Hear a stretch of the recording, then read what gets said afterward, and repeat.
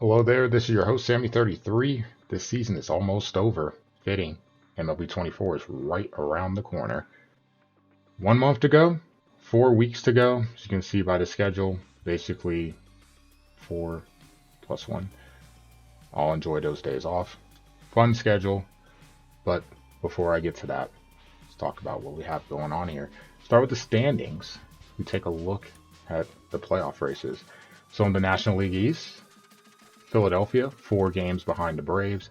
Still a tight division race. The Braves starting to fall back to earth. The Phillies, we may have hurt them a little, taking 2 or 3 against them, but they're still right there in striking distance.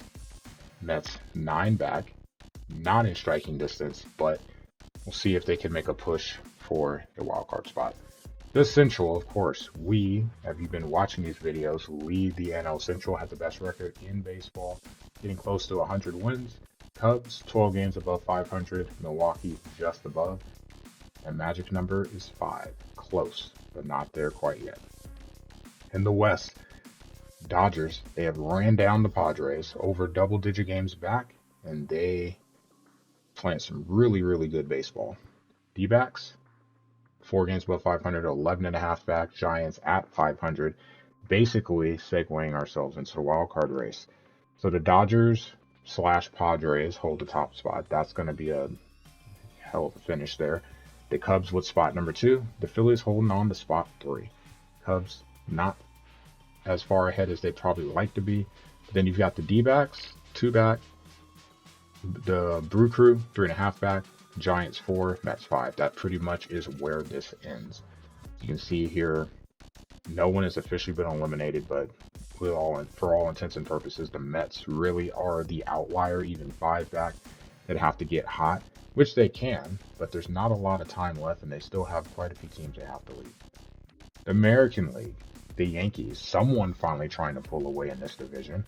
Winners of 8 of their last 10, plus 3 over Toronto and Tampa, as they now have a 4-game lead. Both these guys looking good, 4 back, at least in the wild card race. The Red Sox, man, they got all the way to 500, and they just couldn't hold it, so now to 4 under. Baltimore bringing up the rear. In the Central, Guardians have faltered. The Twins were able to take advantage, so Minnesota now has a 2-game lead in the division. Something tells me Meneses being added to the team helped that out quite a bit. White Sox 12 back, trying to slowly snake some ground back. And then you got the Tigers and Royals bringing up the rear. In the West, the Rangers lead. That lead is down to 3.5. The Angels are going to keep it close. The Astros are lurking. You can see them in the rear view. It may be hard, but you can still see them 6 back. Wild card.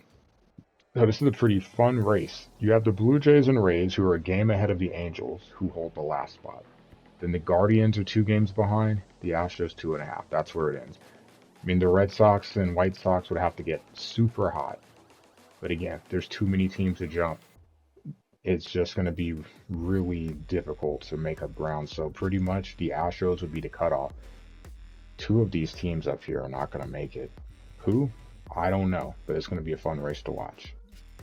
Your players of the month, the Astros, have been really good this month. Let's say the season, this month in particular. Big part due to these 2 guys. Presley, 12 saves and a win. ERA just over 2. Yordan, 21-game hit streak came to an end. We watched that on video, but 385 batting average for the month. Drove in 20 and 8 dingers. Gunnar Henderson.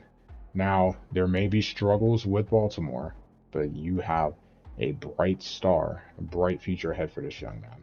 For the National League, Michael Harris. One of the reasons why he is leading the league in batting average, or at least the National League, he hit 381 over the month of August. Very impressive. Wisniewski.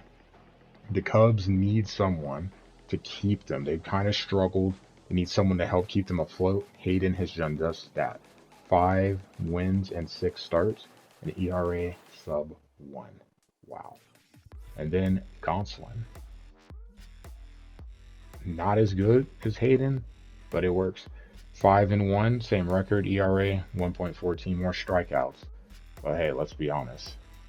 Gonsolin, the Dodgers have been really hot over the month of August, and one of the reasons has been this guy right here. And we'll take a quick look at the major awards. So for the MVP, Tatis, Looks like he's going to be able to beat out Mookie Betts.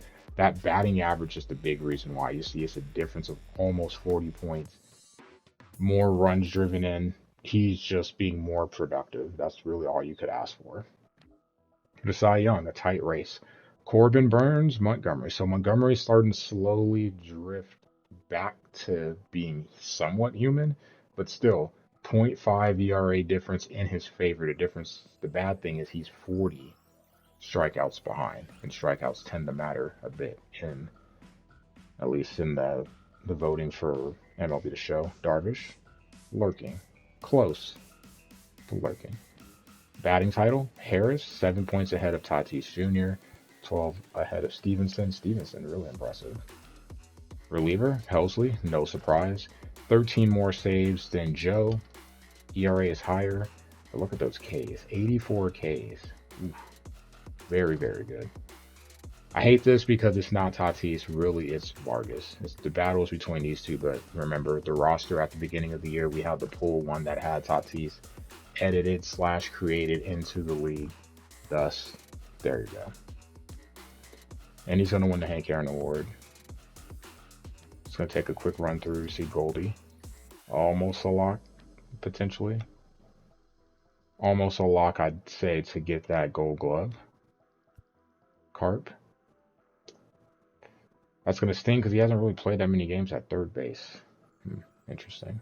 But it should be Hayes. Edman at short. Would love to see it. Don't know if he'll get there. Nootbaar in right field has been amazing. Those assists, outfield assists for the win.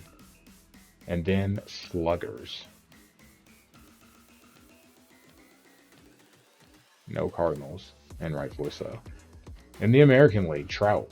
I mean, how could he not? He's like, this is race is over. Doesn't have to play a game for the rest of the month. Triple crown. That's all I have to say. Triple crown.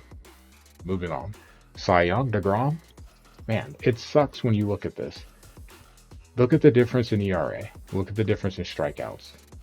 And then look at the difference in wins. Rodon has 4 more wins because his offense produces more. Hate to see it, man. Really hate to see it. But DeGrom should be fine. Batting title, I mean, well, I said, Triple Crown, so obviously. Jason Adams, 41 saves, 1.3 ERA. Jimmy, not far behind, 1 less save, much fewer strikeouts, but better ERA. So have to see how that race pans out. Yoshida, probably a lock for Rookie of the Year. Naylor and the batting average and the home runs will probably hold him out of it. Obviously, Hank Aaron. Gold Glove. Let's take a quick stroll through. Only 1 catcher. That's interesting. Don't know how that happens. Has everyone just really been that terrible? Never seen that before, so that's an interesting one.